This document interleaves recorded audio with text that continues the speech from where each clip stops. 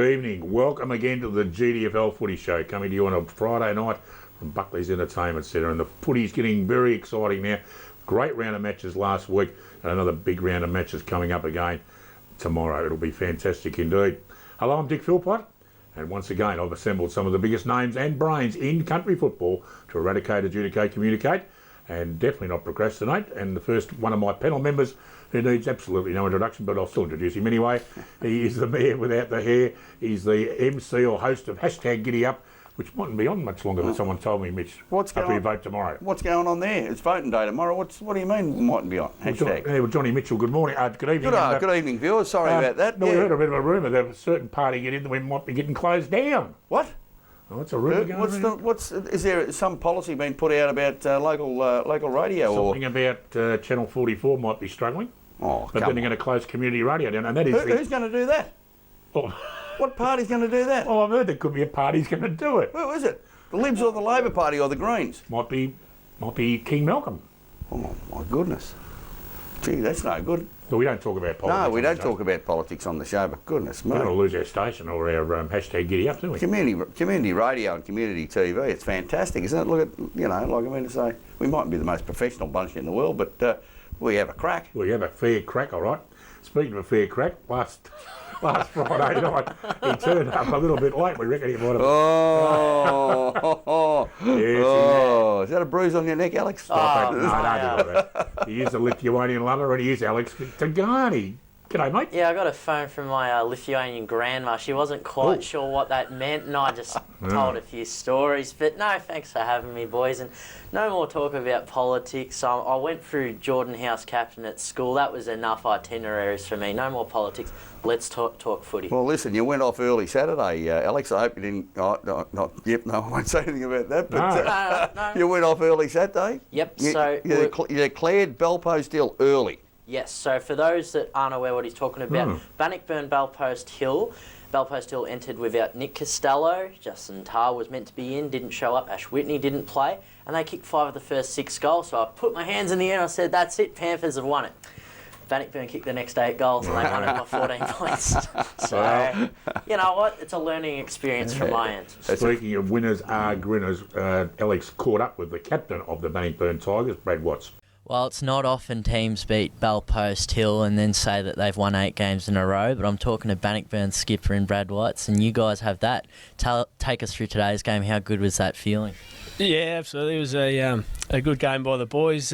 We probably still haven't strung 4 quarters together, which would be nice, later on in the year to be able to do that. But as far as every time we were sort of tested today, I think we rose, and it was a good effort by all. It sort of wasn't too many standouts. It was just a good rounded effort. So this could potentially be a grand final preview. You leave the predictions for us. We'll let you guys work on the on-field stuff. But take us through the preparation leading into Belpost Hill.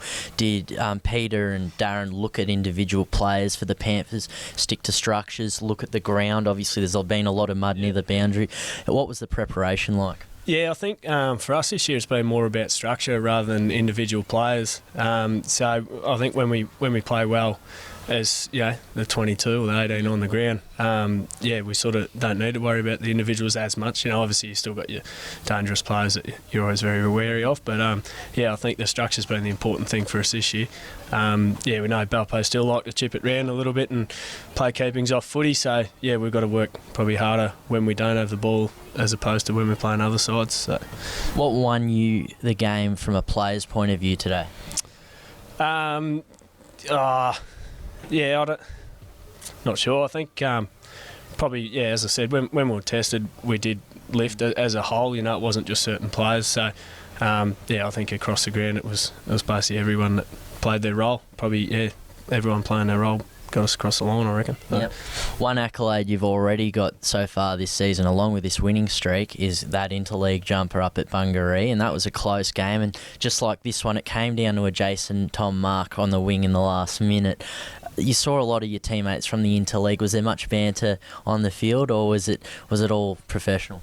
All the fellas we played in the league with are good fellas, and so you always sort of have a bit of a shit stir and a bit of a rib bunch. But yeah, no, they're all good fellas. We'll go and have a beer with them after the game now. So I think the interleague's good like that. You sort of get to know blokes that you play against a lot better. And obviously, when you're on that side of the white line, you're still, still pretty competitive, and you're not their best mate. But yeah, you get to know them a lot better, and yeah, they're all good fellas that we had this year. So yep.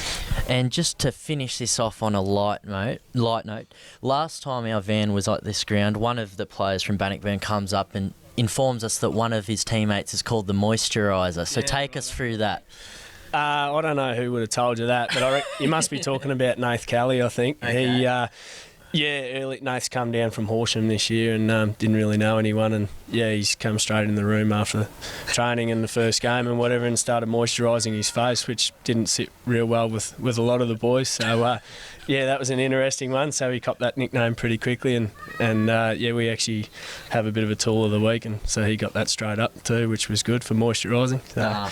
Well, as great as you guys are going ladder-wise with these winning streaks, it's great that you'll find the time to find these funny moments, because life's more important than a piece of fun, doesn't it? Exactly, spot on. But best of luck for the rest of the season. There will be some tough tests. Inverley's around the corner, I believe, as well. So best of luck for the season. No worries. Thank you very much. Yeah, great interview there with Alex and Brad Watts, the captain of the Bannockburn Tigers, and Bannockburn stormed home in there, Alex, didn't they? They sure did. 3-1 in that last quarter. It was a nice touch. Unfortunately, Mark Banks, shoulder injury, which means he's out of their backline the next few weeks, especially with Inverley around the corner. The two Peters boys are also unlikely to return soon, Mitch. So you heard me kept saying how good their back six was in recent weeks, but now three handy names. But that doesn't matter. Look, in all honesty, leading into the finals, Alex, that's not a bad thing if they bring some other soldiers in. You might get an injury during the finals, so you're better off knowing if you've got some more people capable of playing the system that you're playing. So really, they look to me as if they're going to finish in the top two, and I don't think that really matters whether they finish first or second, unless they have got injuries and they need to have a rest. But yeah, they've really stamped their authority on the competition. So yeah, may the force be with them. They're a very, very good side, and I think them, Inverley, Belpo still were obviously very gallant with those players out. So. Yeah, it's up for an interesting, final series. Really interesting final series. Should be interesting indeed, and great games on tomorrow, of course, which we'll be talking about very shortly. But even North Geelong, they were okay, but they were outscored by Bannockburn in the last half. Belmont, it's funny, isn't it? The five looked like a set, Dick. As we said before, we've been saying it for weeks. We were hoping that maybe Belmont would push up, or East Geelong now, I think, are sixth, aren't they? But the finals series is. Looks like it's going to be a ripper. And some of those sides out of the finals, East Geelong have come good. Thompson played Werribee on the weekend, and they were very, very good. So there's some good footy still to be played. Oh, it's great. Okay, well, now we're going to take a quick look at one of those magnificent snaps by Mick Larkin's photography of our wonderful city by the bay. Stop laughing, Mick. No, I tell you what, that snap that was on the other day about Eastern Beach and the clouds and the sunrise or something. Fantastic. I thought to myself I might buy it, but I went down there to try and get it, and someone said he'd given it to you. Shut up, you idiot. We'll be right back after this. You idiot. We come together, the best.